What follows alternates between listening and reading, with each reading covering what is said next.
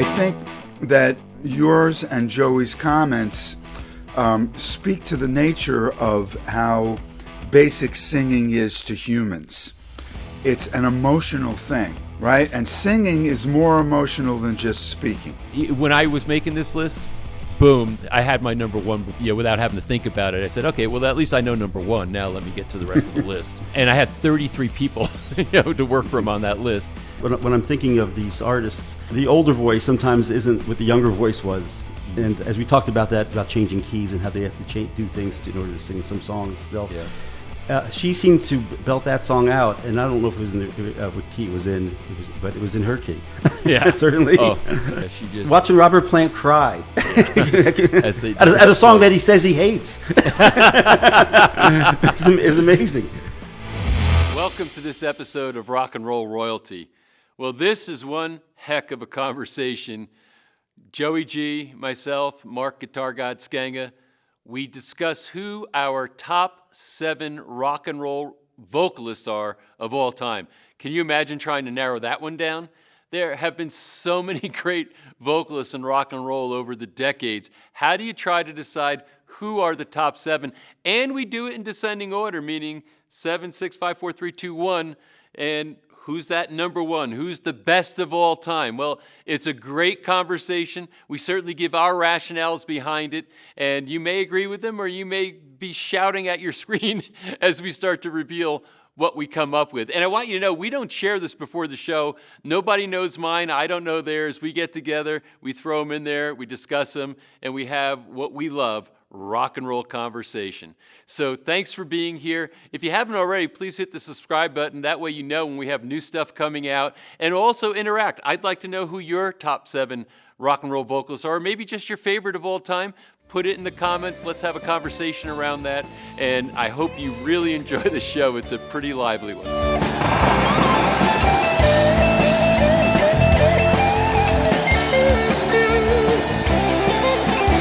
Joey G, Mark Guitar God Skanga. Here we are. So, top 7 rock and roll vocalists of all time. Another torture session here for me. I think probably for you guys too, right? And notice we expanded. A lot of times we do top 5. So let's do top 7. It's going to be really hard to get it down to 5. So I think this time also, why don't we go round robin, guys? Mark had that suggestion, which I think is a good suggestion, where and we'll go this order. I'll give my 7th. Joey will give his 7th. Mark, give your 7th. And we'll just keep going, down till we get down to number 1. Maybe we'll have some honorable mentions after the fact. This is obviously going to be very controversial. But before we actually, give our 7, each of us, let's do like a little lightning round here. A couple of minutes. Talk about what the criteria was. How do you decide, greatest vocalists? If we're saying we think these are the top 7 rock and roll vocalists of all time, it's not male or female, it's both, all in one category. It's just vocalist. And let's see what your criteria were. So here's a couple of my comments. To a large degree, I think this is about who you're familiar with, when you grew up, has to influence your decisions a lot. Like, what were you listening to? And I'm convinced if I was born 10 years earlier or 10 years later than I probably would be picking different people in my list. And I think that a part of my thinking around it is also your technical skill is important. What is your range? What is your technical ability? Are you on pitch all the time, etc.? Those things I think matter. But in the end, my daughter, who is a singer-songwriter and a great vocalist, when I had a conversation with her around this general topic of what makes a great singer, I said, to me, technical ability certainly is a part of it, but also it's how does the singer make you feel? I think that really has a massive impact on it. And where you can have singers, maybe they're not that technically, great. Maybe they don't have this big, huge range, but they can sing in a way that just makes you feel something and it moves you. And I think that's probably the biggest aspect of it all. Lastly, I think also the material matters. To me, the singer in the song is like the actor in a script. You can take a great actor, and they will take a bad script and improve it, or make it as palatable as possible, but they just can't make a bad script make you like the movie. And I think a singer is the same way.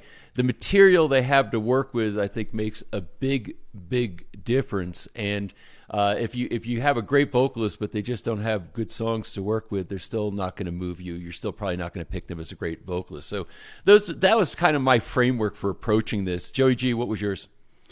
Well, mine was much more simple. It's a song. If I liked them, if I could sing, I wanted to sing like them. They made my list. Yeah. My big list. Yeah. And there's plenty of those guys.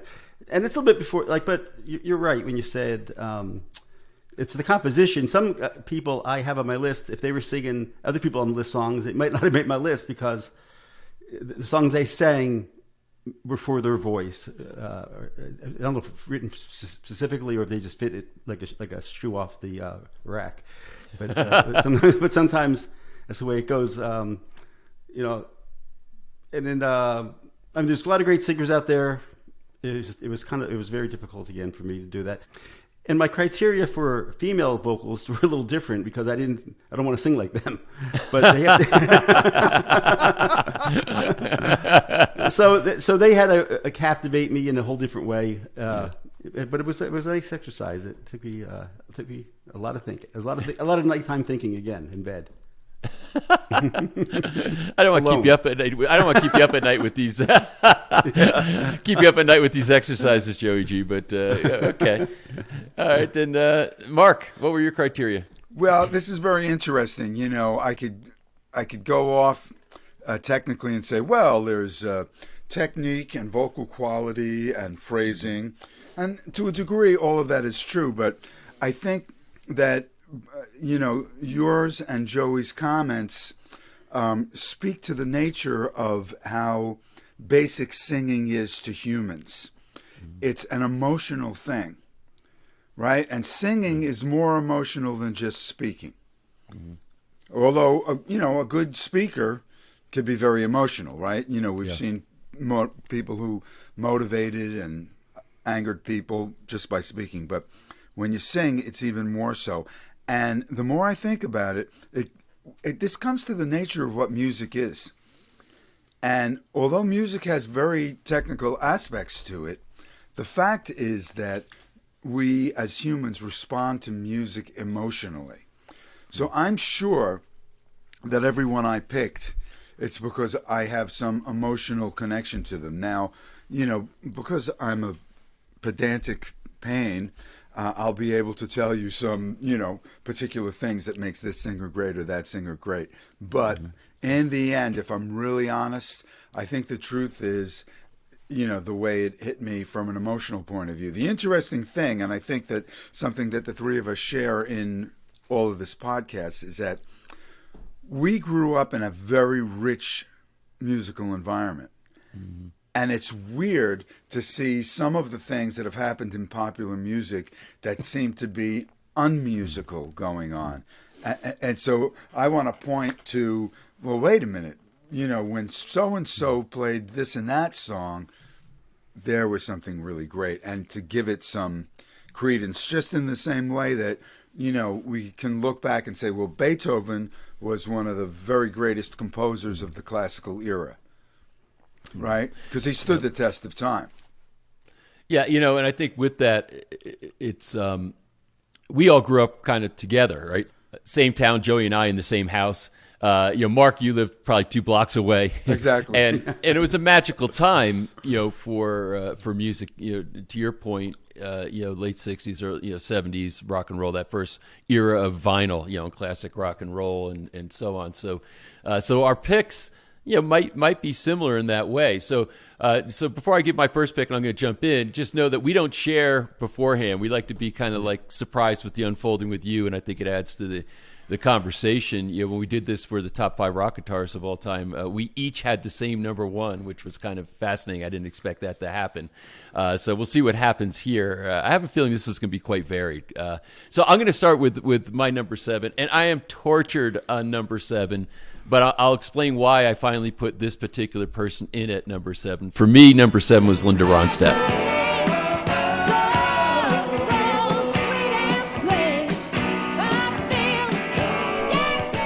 and I think that's going to be a surprise to a lot of people.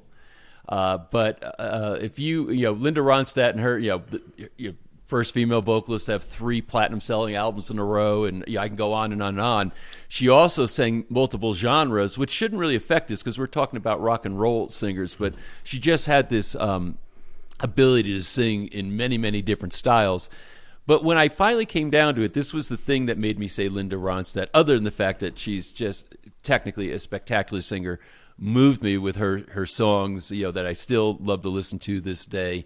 But the thing is, she didn't write her own music. Basically, all her hit songs, and I hate to say all, I might be wrong on one, but the vast majority, if not all her hit songs, were covers of other people's.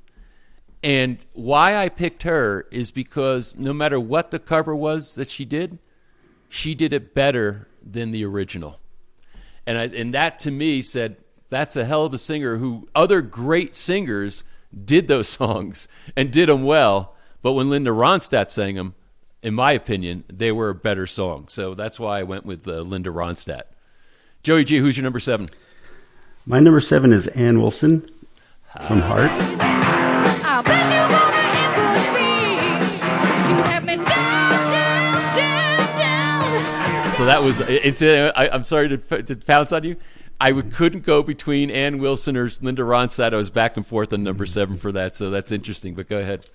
Right, and Ann, as we know, didn't do a lot of covers, except when she did that Led Zeppelin song on the...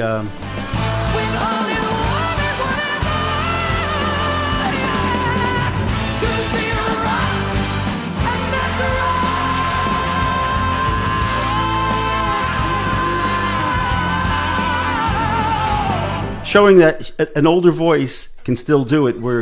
That's something that was in my head when I'm thinking of these artists. The older voice sometimes isn't what the younger voice was. Mm-hmm. And as we talked about changing keys and how they have to do things in order to sing some songs. She seemed to belt that song out, and I don't know if it was in what key it was in, but it was in her key. Yeah, certainly. Oh, I've watched that thing so many times. Yeah, she just watching Robert Plant cry as they do at a song that he says he hates. It's amazing. Yeah, I think he's full of shit. But her heart. Robert Plant could never reproduce his own performances live. Right. That's probably why he hated it. Not like that, no. I mean, ever since I heard her, I think on Dreamboat Annie first, and she's just, ever since Dreamboat Annie and then Little Queen, and then on, she's always been a fabulous singer. That always is, the guitars are great in Heart, everything's great in Heart, and her voice is the greatest in Heart, I think. I still watching her recently in some recent shows that they did, incidentally. Actually, a documentary, I think it was, it was a live concert. She's still belting it out. It sounds like the original keys to me, and just unbelievable. Mm-hmm. Good choice, Joe. Mark, who's your number 7? Excellent. Tell you what, first I have to say I can't believe I didn't put Linda Ronstadt on my list when you said that. Wow, because she is tremendous. Ann Wilson made it to my honorable mentions because I really love her. My 7 choices are really difficult. I know where number 1 is. Everybody else is fighting for the number 2 spot.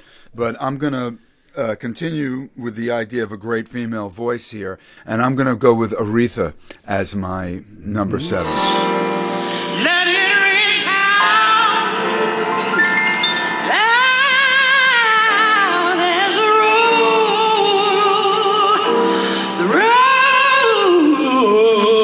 roaring sea. Boy, she knocked us all out so many different times. So, the soulfulness, and she had a tremendous technique besides. She's definitely in my honorable mentions, also vying for a spot in the top 7 for me. But with Aretha, Mark, and you bring up another point about this. There's, what do we mean? Is it soul, blues, rock and roll? All these things fall into a category which we're going to have in a different show. We're going to talk about this. Exactly. We have to. That's a big discussion. Yeah, it is. But anyway, great choice. All right, let's go to number 6. So my number 6, probably not a surprise for a lot of people that it should make top 7 is Axl Rose.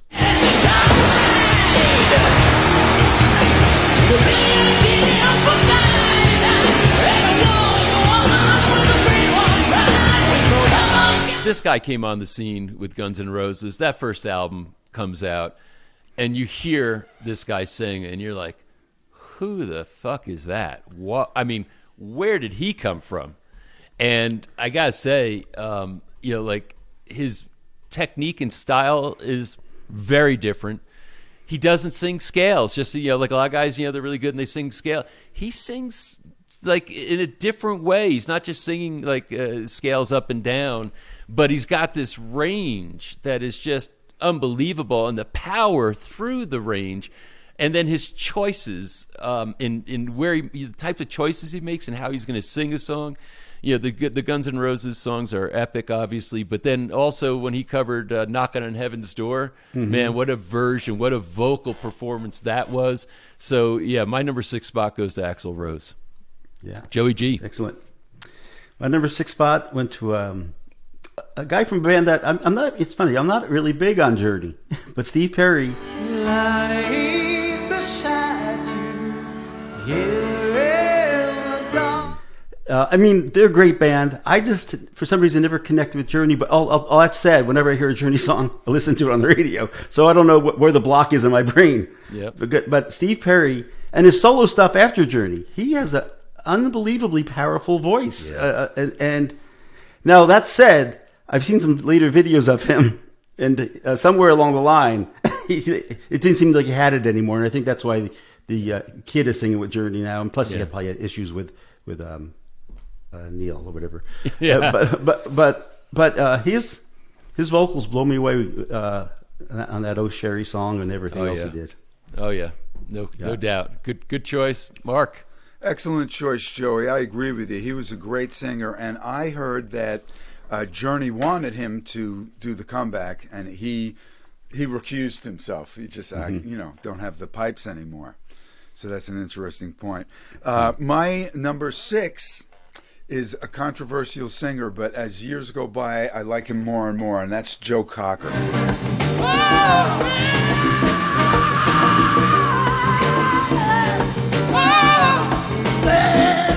Oh yeah. So glad you put him in there. Yeah. It's so interesting because I remember as a kid first hearing him, and it's like it was unsettling because you liked it, but yet you had the feeling this guy can't really sing. Now, as years have gone by and tens of thousands of gigs, I realized no, he really could sing. Actually, it's a question of, first of all, what is the instrument? And this is the thing about a singer, right? There are singers who don't have great instruments, but use the instruments that they have to their maximum. There are singers with great instruments, like a Steve Perry, like a Linda Ronstadt, like an Aretha. And then what are they doing with it? And there are also singers, I won't name any, who have great instruments, but I'm completely disinterested in what they have to say. Yeah, get it. Joe, you got a theme here going, Mark, on soul, right? I guess I do. Yeah, so because he had, when you see Joe Cocker sing, he puts his whole body in. I mean, he's contorted, right? But like for my Linda Ronstadt, thing, Joe Cocker's another guy who took originals and made them better. Somebody else's song and covered them and made them better. Absolutely. So that's a great choice. Really great choice. All right, let's get to number 5. Well, not much more to say here. My number 5 is Steve Perry. Just a small town girl living in a lonely world. So, all right, I agree. Nice. It's just another guy. I can remember the first time I heard that voice. Kind of like Axl. I'm like, what? And this guy had power, range, but he had a tonality too. It's like he had his a velvety aspect to his voice that carried. And just when you think he was at the limit of what he could do, as far as pushing the vocals, he went up. He'd go up another level. He kept pushing a little further. So those Journey songs, and I'm kind of like you, Joe. I've seen them live. I had back in the cassette era. I had my Journey's Greatest Hits cassette. I'd always throw in when I was on long drives or whatever. I don't necessarily find myself going, to listen to Journey as much as maybe other bands. But every time a song comes on and I listen to it and I listen to I listen to his vocals, I'm just completely blown away. So Steve Perry, number 5 for me. Who's your number 5, Joe? My number 5 is going to surprise you guys. It's a singer from the 60s. His name is Rob Grill.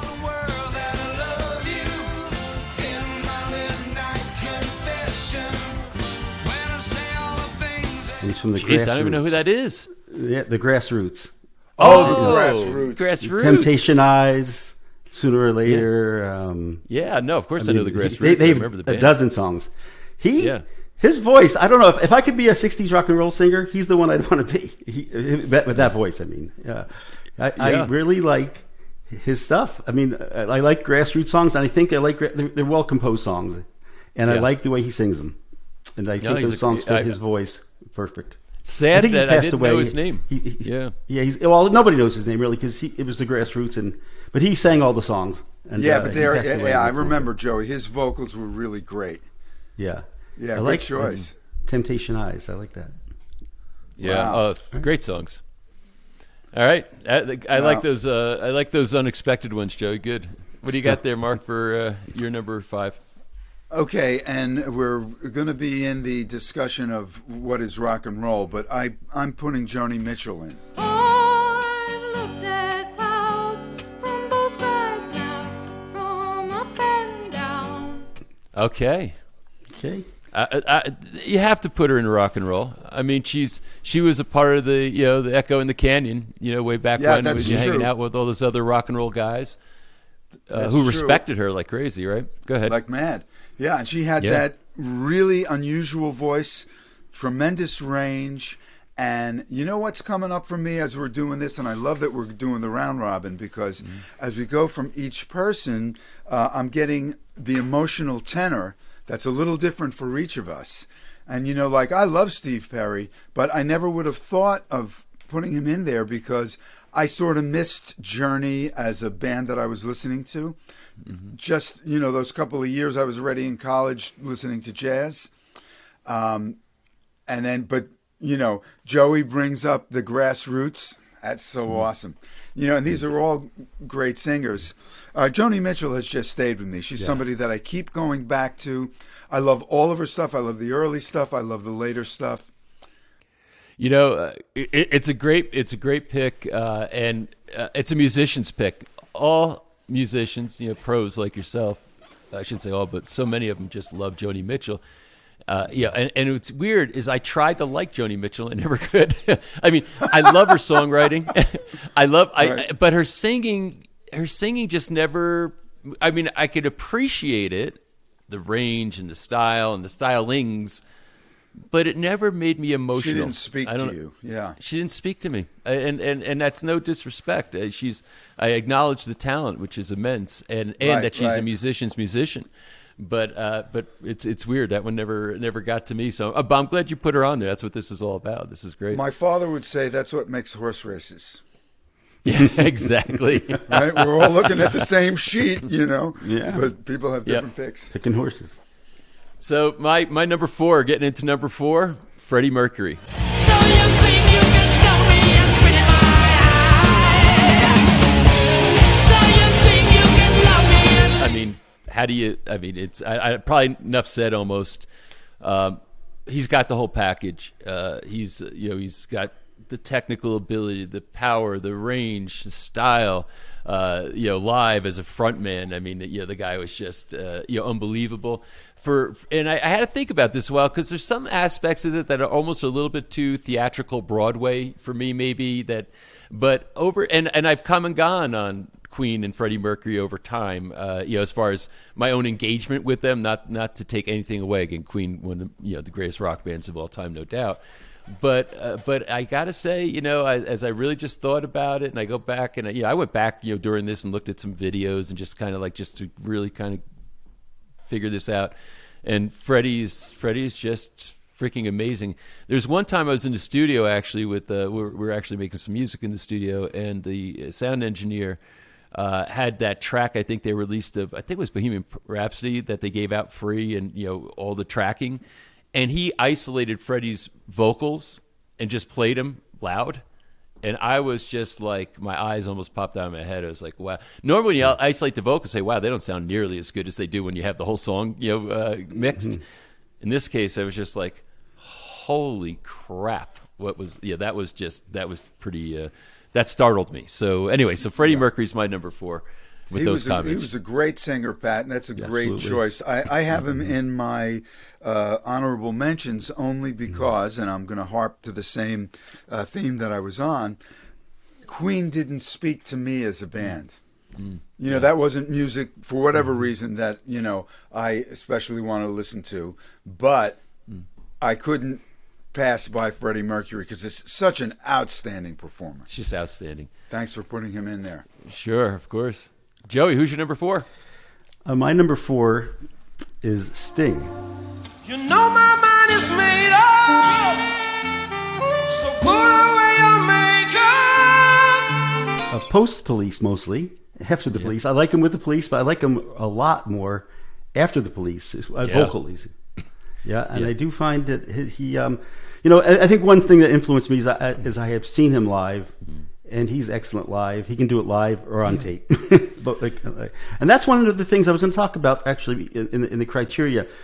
Sometimes, as you know, we talk about this with other artists, the live performance doesn't hold up to the studio version because, for many reasons. But sometimes when the vocalist can sound, and again, you don't have to sound exactly like the record because sometimes that's almost too Milli Vanilli. Yeah. Or whatever. But you want it to sound very close to it, so it sounds like it.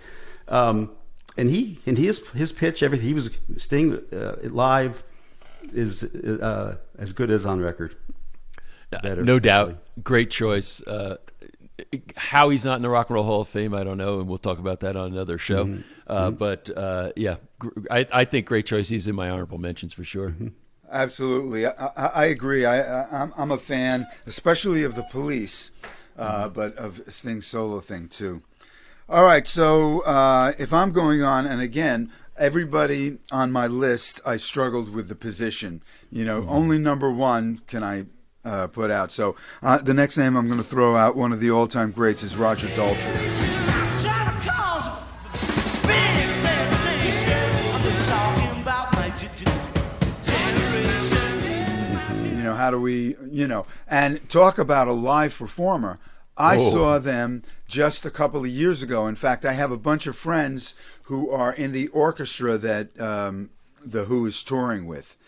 And Daltrey was tremendous. It was absolutely amazing that somebody his age was singing those tunes with the aplomb that he had.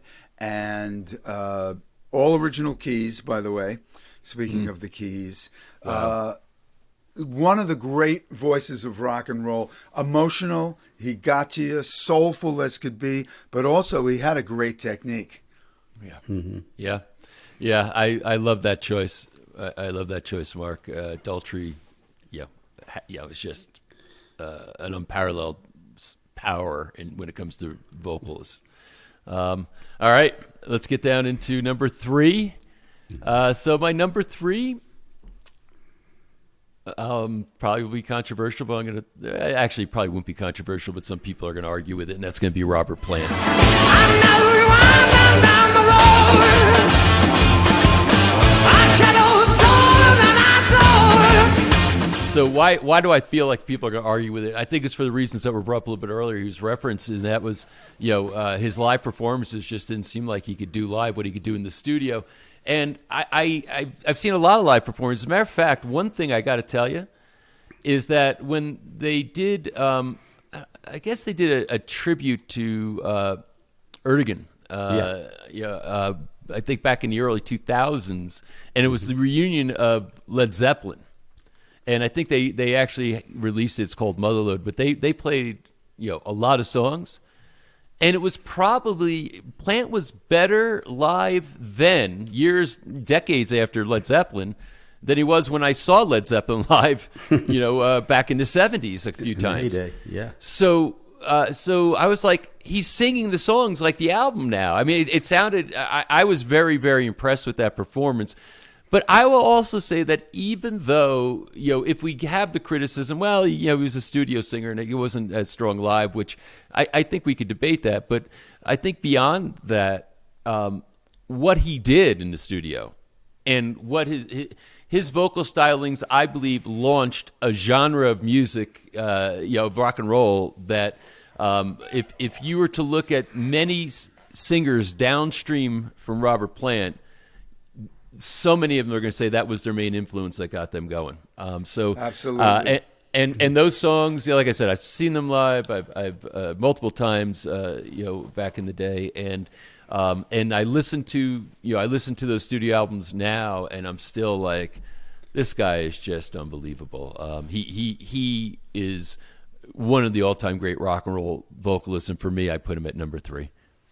That's a great choice, Pat, and I like the way you described his influence. That's the important thing about him. I didn't put him on my list because I was so disappointed with his live performances, but I think he influenced everybody. I think he influenced Axl Rose big time. I think he influenced Steve Perry big time. Those guys sort of wouldn't exist if it weren't for him. And I will say this about Led Zeppelin, which is high praise.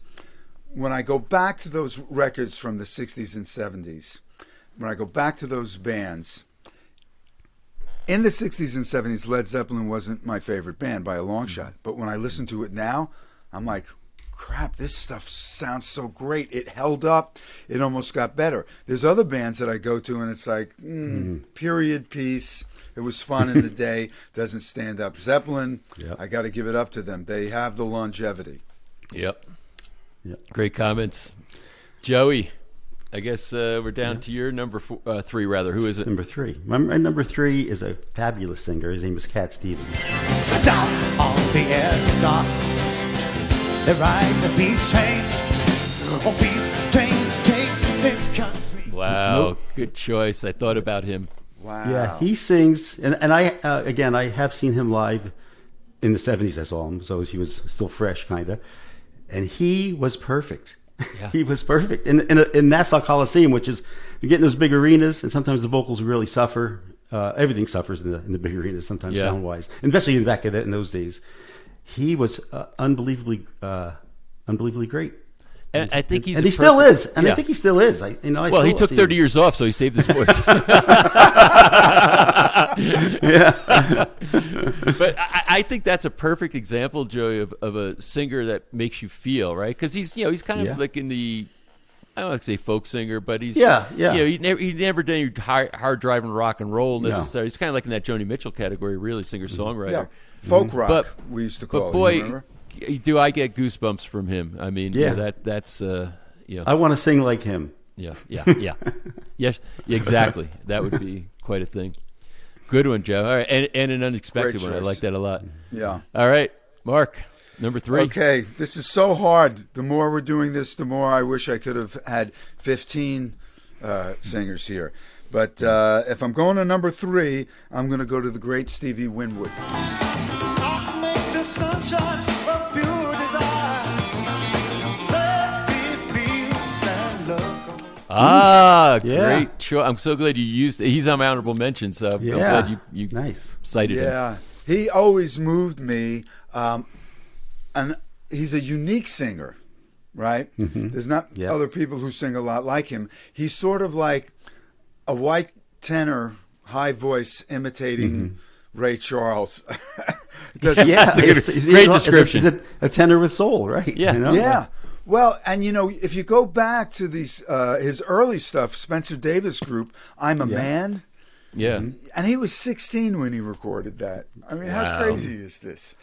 It is. And then this stuff with Traffic. his group, Traffic, right? Which I love to death. Blind Faith. Yeah, so Traffic was kind of his band, right? Where he was the primary writer. And Blind Faith is a group thing, with Clapton, and they all contributed songs and wrote together. And then he had his solo career that started in the 90s with all those great songs, Give Me a Higher Love. And Yeah. he's You know, still I'm singing. just realizing he has a shot. If we talk about the lame Rock and Roll Hall of Fame, and again, we'll do a whole show on that. I have very big bones to pick with the Rock and Roll Hall of Fame. But if you think about Spencer Davis, Blind Faith, Traffic, and solo artists, he could have all four, and it would be reasonable. It should be at least 3. Yeah. Right. At least. Clapton right now is the only one that's in 3 times. Yeah. Right. Oh, is that right? And how does that go? He's in 3 times. What? Songwriter, singer, and guitarist? No. As a performer, he's in for Cream. Oh, He's in as a solo act, Yep. and I And believe Blind Faith is in, right? No, Yardbirds. Yardbirds. I'm sorry, it was Yardbirds. That's right. Yardbirds. No, Blind Faith's not in. Yeah, Blind Faith. Yeah, so it's Yardbirds, Cream, and solo. All right, Stevie Winwood. Glad that he's there. Good one, Mark. Because especially like you said, there's been so many versions of him over time, and he's just such a talent. And they're all great. Yeah. All right, number 2. So my number 2 is Roger Daltrey. Stop in the street, looks any different to me. Daltrey is the guy that has sang so many epic songs, who can sing the ballad and just give you goosebumps, who can scream, the rebellion and, feel it from the depths of his soul like almost nobody else could ever match him. Have seen him live so many times. I feel like I feel like his voice has faded, a bit, but he still can sing. Don't get me wrong, but it's in his prime. He was just a force. I mean, if you think about the Who, Pete Townsend can sing. He could have sang all his own songs, and he's a very good, a very competent Very good singer. But he brought in Roger Daltrey, who just nobody can match that guy. Right. Nobody can match the range, the power, the technique, the feel. And we'll do a show on this at some point. But I think he has the greatest rock and roll performance of all time in "Love Reign on Me." I think that the vocal performance in that song is the greatest rock and roll performance of all time, and that'll be a separate show where we'll have those conversations. But Roger Daltrey's my number 2. Joey G. Fantastic. Yeah. Yeah, we'll make this quick. My number 2 is Roger Daltrey. I know better now. I know better now. Giving it all away. Well, there we have it. And I'm thinking of the Roger Daltrey on the Live at Leeds album. Oh, God. And the vocals on that, and on Love Reigns Over Me, which is epic, and the king of his vocals. Well, But you turned me on to that Live at Leeds album, and that was my first album. oh, what? Oh, well, okay, there we have it. Yes. That I bought. So my Joey G, for you, the viewers, is 3 years older than me, so he would bring home these albums, and I'd get to listen to them. And I remember live, we had that whatever that console was, and you'd put it on, and I was listening to My Generation. I remember is on that. It's live, and this version, guy's live performance, I mean, it was monstrous. It was just unbelievable. So, all right, good one, Joey G. I have to make a comment about Daltrey. I was with our dear friend Kevin a few years ago at the Garden when they did the tour with the orchestra the first time. Right. And a great show. All of us, I mean, the audience was going wild. At the end of the show, Daltrey says, very end of the show, they're about to walk off the stage, and you guys who are smoking, you suck. You're fucking killing me. Well, that was my reaction because Funny how crotchety they get when they get old, huh? well, I could feel how he felt, but why didn't he say that nicely in the beginning of the show? Hey, you guys, I'm trying to sing here. Keep the smoking down. Yeah, but Live at Leeds, he was probably smoking joints between songs. Yeah, yeah, this is rock and roll. Right, but it's funny, Yeah. when you talk about his voice faded a little bit. You know, that's the thing. Voices, it would be like being a fighter. You know, a fighter or an athlete is at their prime at a certain age, and you're only going down from there. And that's how it is with voices. So it's actually amazing that he's as old as he is and singing and as still well can as do he it. is. Yeah. Yeah, no doubt. But I guess to my point, is so many rock and rollers who were these big rebels have turned into like, don't smoke, you're killing me. I'm not putting him down, you know, because it's true. You know, he's trying to sing and he's trying to breathe, and you know, somebody's smoking in front of him. That's kind of wrong, but it's just kind of a funny thing. Yeah. It was funny to say it at the end of the show. You know, that's like the waiter comes over and says, "How was your steak?" And you say, "Well, it was undercooked." Well, if you mentioned that before, we could have cooked it a little more. Pat, before we do number one, Yeah. have we all seen acts from the old days in the last maybe 10 years and seen the singer that can't sing anymore? I've seen a few of those. And it's painful. I will tell Yes, it you, is. I've never walked out on a concert except once because of that very reason, and that was Bob Dylan. Yeah. I was out at the Deer Valley, beautiful outdoor venue. Bob Dylan, you know, it's Bob Dylan comes, and literally couldn't talk and sing. I mean, it was painful. It was like I was there just because I'm looking at a living legend, and at the same time, I just couldn't watch it anymore because there was he literally. It's like somebody who had the worst laryngitis case ever trying to get up and perform. It just didn't make any sense. I think he's doing it on purpose. You think he's with his voice? Yes.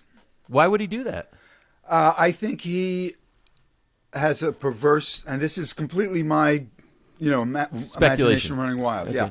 I think he has a perverse kind of a pleasure in the strange place he has, the iconic place he has in rock and roll history, and he kind of wants to see how far he could go. You can push it off. Well, he went too far for me. Oh, listen, he went too far for me too. And interesting thing that he did was that he did an album recently of Great American Songbook, which is the strangest thing ever. By the way, Linda Ronstadt, first rock and roll singer ever to do that, killed it. You remember when she did the record with the Nelson Riddle Orchestra? Right. But Yeah. I think Dylan does this weirdness on purpose. Okay. Well, Dylan, my thoughts on Dylan is I have seen him many times from the 70s into like the 90s. And as you know, he'll change songs so you don't recognize him. Yeah. He'll change the whole song. All of a sudden you start picking up on the lyrics and you go, oh, that's whatever. You know, she's a Right, woman, right. just like a woman. Suddenly But you notice it. right. But that said, when I've seen him I think with the band, the tour with the band in 1975 or so, he was absolutely fantastic. Even though, he still had that Dylan voice, but not the Dylan voice that you're describing, Pat, the one that is so laryngitis. No. His voice was all, to Mark's earlier comment saying he didn't have much of an instrument, but he used it in a way that was always great. Right. Yeah. You could use that. It fit his songs, right? Yep. Okay. Hold on, I haven't done number 2 yet. Don't Oh. get ahead. All right. Don't get ahead. My number 2, Stevie Wonder. Words, some days 14 hours, and you can bet even it makes $1. Yes, I love that pick, Stevie Wonder. How do we leave Stevie out of here? Oh. Now One we're of the- back to now. I know. Your thing is about soul, man. There it is again. Stevie has got soul. Well, Stevie's got soul. Stevie also has tremendous range. All of Same it. thing. He's got a great technique, great pitch. And Perfect pitch. his music was his music always spoke to me because he's a little jazzy. You check out the chord changes to Stevie Wonder tunes. They're pretty jazzy. And he has that ability to sing very difficult musical ideas, but make them sound very soulful. Yeah. I love that. I listen. There's just he's kind of enough said. I mean, he just is a phenomenal talent in every possible way, and his singing is it's transcendent. He's a guy that you could be listening to, and you just go somewhere else from wherever you happen to be at the moment. He Yeah. takes you places. Yeah, great choice. I'm so glad he's on somebody's list. He's definitely in my honorable mentions, but not on my list. All right, well here we go. We're getting down to number 1. Good. Oh, you give me the finger? No, yes, the number one finger. Come on, Yeah, Pat. exactly. Here we go to number one. All right. I will argue all day long that this is the greatest rock and roll vocalist of all time, and probably the majority of people who are going to hear this are going to argue with me. But I believe the greatest rock and roll singer of all time is Paul McCartney. Blackbird singing in the dead of night. Take these sunken eyes and I will tell you that if you go back, he is everything and anything. I've seen him in concert. Unbelievable. He's still, it's not like just studios that he can still sing. But I have to say that when you go back and listen to even the early Beatles records, and where he can do that screaming helter-skelter, voice, and that grungy screaming rock and roll, and he can do Let It Be or Hey Jude, and then everything in between on those songs, the emotion that he can sing with. But the one thing, and I don't know that I have the right technical term to describe it, the one thing that that is just ever present and gives me chills every time I listen, and maybe they call it his tonality or his intonation, but there's this sort of mellow honeyness, gripping at the same time quality that, like, if you listen to the first line or first two lines of Hey Jude or Let It Be, for example, and just listen to what's there. I've never heard another singer who has this brilliant quality that can be held through entire verses, not just a moment, but can be held through entire verses of songs. And I guess my conclusion about trying to argue Paul McCartney being the greatest rock and roll singer of all time is that literally he is the song when he's singing it to me. It's like I cannot separate a human being from what I'm Well hearing. said. He's in it so deep with such power and emotion that for me, he is. He is. And incidentally, when I was making this list, boom, I had my number one. Without having to think about it, I said, okay, well, at least I know number one. Now let me get to the rest of the list. Yeah. And I had 33 people, to work from on that list, but he was number one, like with everything else, a distant second to him. So that's for me. All right, Joey G, who's your number one? Well, here's another clue for you all. The best singer is Paul. Fix up the rice in the church where a wedding has been. Lives in a dream. I didn't expect that, but I'm pleased to hear it. Paul, wow. For all the reasons you gave, from Helter Skelter to Here, There, and Everywhere to Long and Winding Road to Band on the Run, to Hell on Wheels. Or Hell on Wheels, or whatever it is. Wheels. He kind of sings it Hell on Wheels, but it's Hell on Wheels. Yeah. Whatever. Maybe I'm amazed. He is the best vocalist of any rock band or solo artist that I've ever heard, and he's always been that. Yeah. Wow. So now, and again, we didn't compare notes, so I didn't know you actually felt that way. I would have figured I would know, but wow. Okay, we are on the exact same page on that one. You guys are of the same genetic material, after all. Yeah, we are. At least that's the rumor. So I can't remember the year, but the first tour that McCartney did after John Lennon passed, my dear friend Larry had an extra ticket. Want to go see McCartney? I was never a big fan of the Wings solo McCartney thing, but I was like, I'll take a ticket. I'd love to see McCartney. And as I said, the first tour after Lennon was assassinated. And halfway through the show, he sits down at the piano and starts to play the opening chords of Hey Jude. and he starts to sing Hey Jude, and my jaw just hit the floor. What you said, Pat, that he became the song, and it was like, oh my God, that's the guy. Like, that's the voice. Like, chills up and down my spine. I can't get over it. McCartney is my number one. No way! We all three picked No McCartney. way! There will be an answer. Let it be. I thought I was going to by a catch. mile. Wow! No. Yeah, and mine too. I knew it right away too when we Yeah. said this. I had no subject. idea. Absolutely. By a mile. You know, I always feel like I'm a voice in the wilderness when I try to argue McCartney being the greatest rock and roll singer of all time. And now, so this is Not to people who fascinating. know. Yeah, but If you know, you know.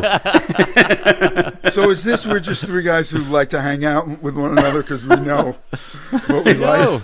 no, you know, it's what's interesting is how varied our mix was leading up to that, and how Yes. definitive It all went, we all went number one. Although didn't we all three have Daltrey? We all Yeah. three had. He was one other guy that was on all three of our lists, but that's it. I think But that's just- it, right? Yeah, Everybody that's else it. was different.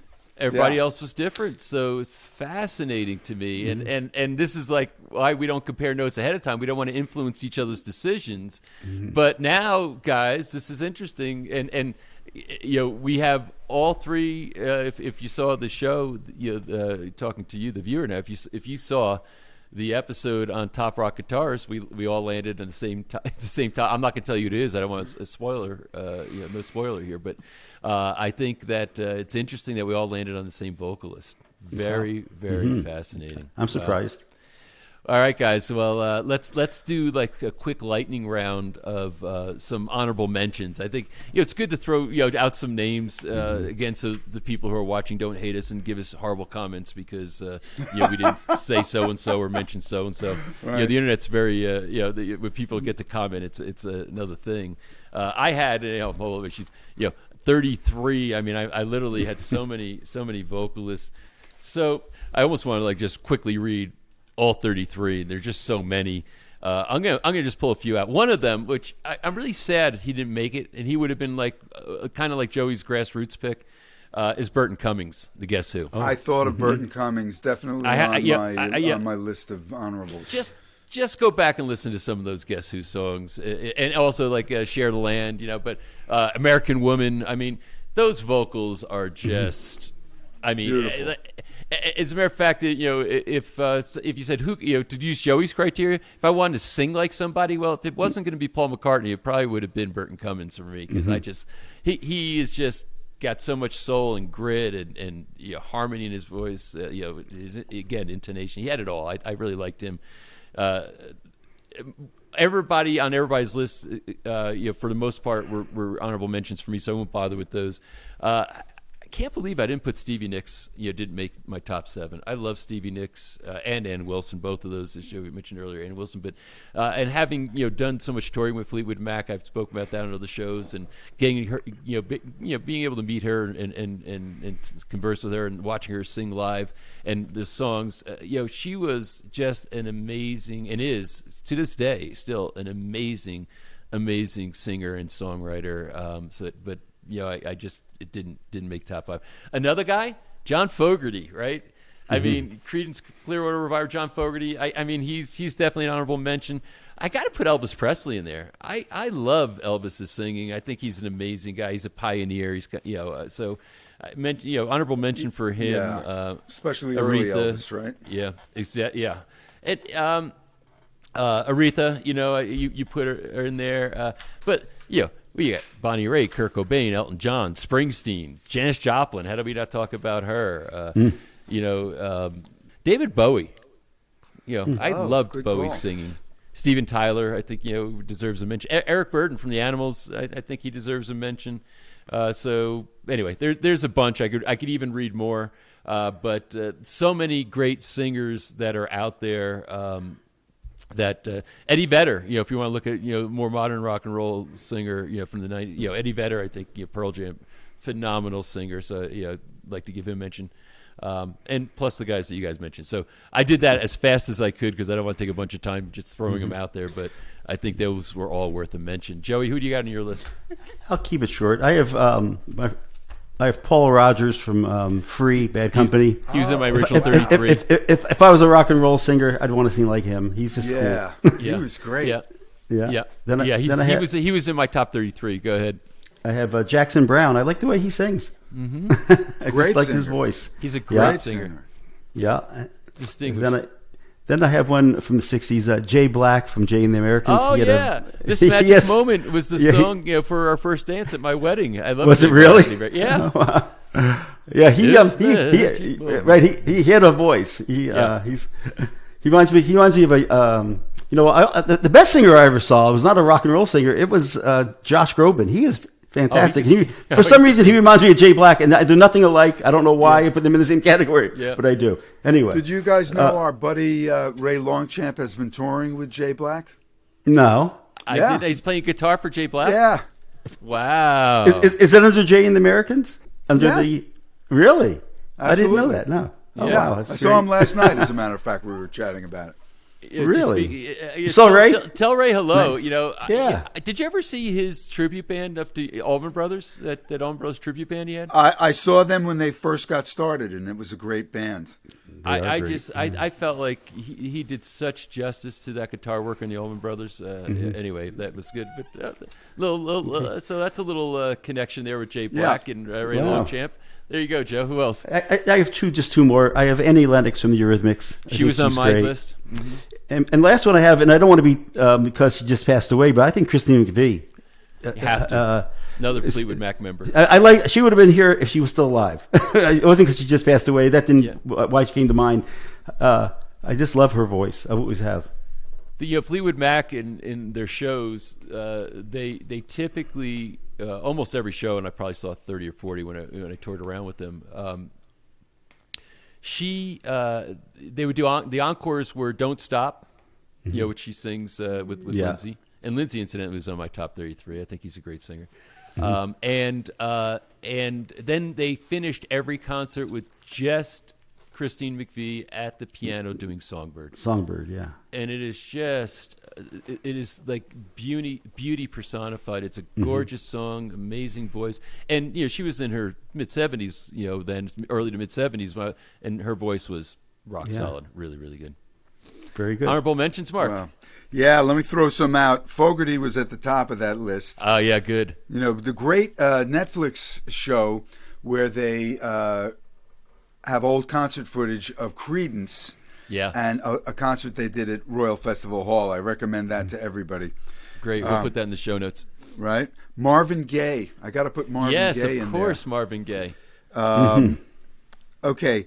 This is an interesting choice. I love this guy singing, but he's got a bad reputation as a human being. David Clayton Thomas from Blood, Sweat, and Tears. Oh. I sat next, not next, he was right behind me on a plane once. And I listened to him pontificate about music and and got to I started talking to him a bit. This is after their heyday, and I have to agree with you though. He was an amazing singer. Right, those early BS&T records are great. Blood, And Sweat, and speaking Tears. of which, right along the same lines, I put Terry Kath in there. The guitarist, thank you. singer, and Chicago. songwriter of Chicago, the Color original My Chicago. World. Yeah. Yes. Color My Yeah. World. 25 or 6 to 4. Well, he didn't sing that, but he played that. It was, He played that. But the other one that he sang, their other big hit. What's the title of it? I'm a Man. Play I'm a in Man. the Park. Well, I'm a Man. That's a cover of the Spencer Davis. He had that deep, smoky, just bluesy voice. I love his voice. What's the song I'm thinking of? Children play in the park every day. Yeah. I don't know. I gotta get to the chorus. Make me smile. Make me smile. Make me smile. Yeah. Great stuff. Terry Kath of Make Me Smile absolutely killed me. I'm just going to throw out a few others quickly. Listen, we didn't mention Clapton. Great vocalist. Everyone thinks of him as a guitarist. It's but overshadowed, isn't it? I mean, since he's considered by many, if not most, the greatest guitar player of all time, I just saw Clapton it was months ago now, twice. I saw him in Amsterdam. I saw him in Boston with Joey G.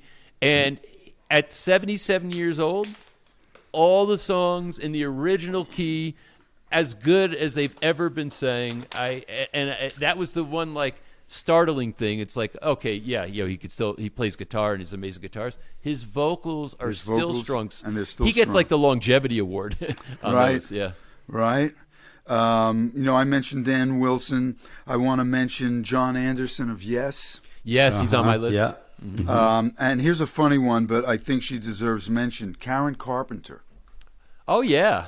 I'm What a not sure if voice. she's rock and roll exactly, but boy, especially now. In the day, I thought it was too sweet, like it wasn't cool, wasn't badass enough for me. But when I hear those tunes now, I go, wow, what a voice! You talk about that quality, like with McCartney, the Yeah. honey thing that draws you in. She really had that in spades. And one other guy that I love is Michael McDonald. Yeah, he's obviously a great vocalist. He's another guy that like I appreciate it, but I don't dig find it. myself don't. Yeah. I guess I like the Doobie Brothers better before Michael McDonald, and that's a part of it. Yeah, I like and- both of them. Yeah, Early and later. I'm not dissing. I'm totally acknowledging how incredible talent and soulful voice he has, but for some reason it wasn't for me. That's just my thing. You know what's kind of interesting here, guys? Mark, were you finished with your honorable Yes. mentions? Okay. You know what's interesting to me?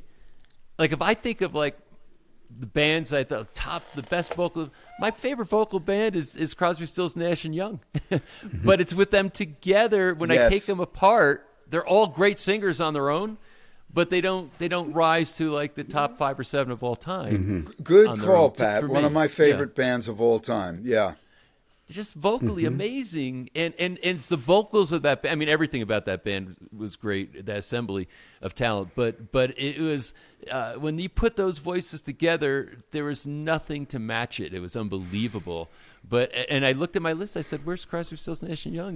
None of them, and anyway, on their own they just didn't make it for me, but I just thought I'd mention Still that. great. The other band along those lines to mention would be Eagles. Oh yeah. Henley was in my top 33, when I narrowed it down to 33. Yes, phenomenal. Also vocals. amazing harmony vocals. That band live Right. would put out the harmonies. It was tremendous. Yeah, I've seen them, and it again, goosebumps. When they Yeah. hit like Seven Bridges Road. I mean, it was like, whoa, you get chills. Unbelievable vocals. So, all right, guys, surprise ending there for me at least, and Yeah, me great, too. great conversation around vocalists, and my hope is that that for you who are watching is that this stimulates you to go out and maybe pull down some of this, maybe some of them that you said, hey, I'm not familiar with that music. You might go listen to it, or it might remind you to go, like, after this conversation, I'm going to go back and listen, pull up some tracks and listen to some of the stuff that I haven't listened to in a while based on the comments that you guys made. So great stuff. Joey G, Mark Guitar God Skanga, thank you for being here. Thank you, Pat. All right, and Thank for you, you. we'll see you in the next episode.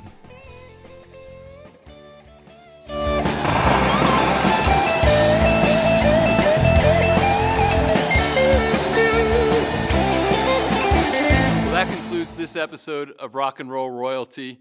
Man, it took a lot of time for me personally and the other guys to whittle down their particular choices. I'm sure some of them were a little surprising to you. Some of them you disagreed with, and some of them you probably just nodded and said, yep, that's right. But I would really like to know what you think. Who are your favorite vocalists? And don't just throw a name down there, but put a little comment. Why that particular vocalist? Who did we miss that absolutely should have been on one of our lists and maybe wasn't there? We'd love to hear from you. Also, please subscribe so that as we have new content coming out, you can become aware of it. You'll get notified on it, and then you can engage in these ongoing conversations that we have, the conversations we love most, conversations around rock and roll. Thanks for being here.